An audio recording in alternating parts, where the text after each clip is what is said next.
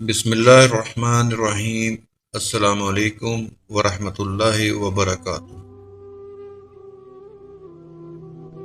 پاکیزہ ترین محبت یہ ہے کہ تم کسی شخص سے محبت کرو یہ جانتے ہوئے بھی کہ وہ تمہارا نہیں ہو سکتا، اور اسے خوش رکھنے کے لیے تم کوشش کرو۔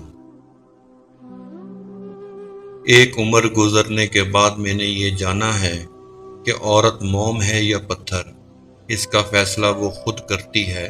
کسی دوسرے شخص کو اسے موم یا پتھر کا خطاب دینے کا حق نہیں ہوتا۔ وہ خود چاہے تو محبوب کے اشاروں کی سمت مڑتی رہتی ہے، اور پتھر بننے کا فیصلہ کر لے تو کوئی شخص بھکاری بن کر بھی اس کی ایک نگاہ التفات نہیں پا سکتا۔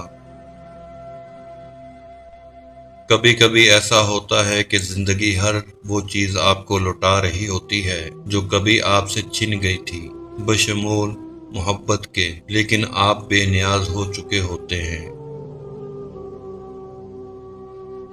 ہر انسان، چاہے وہ مرد ہو چاہے عورت ہو، اندر سے رب ہے، چھوٹا سا رب۔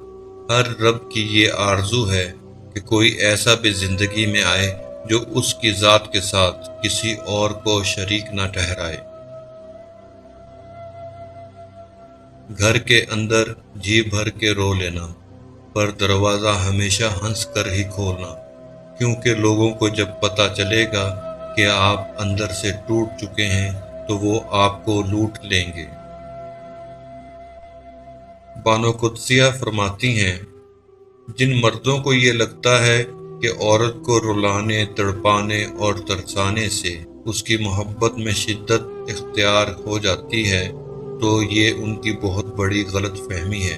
جب عورت آنسو بہاتی ہے تو رفتہ رفتہ اس کی آنکھوں سے آپ کی محبت بہہ جاتی ہے۔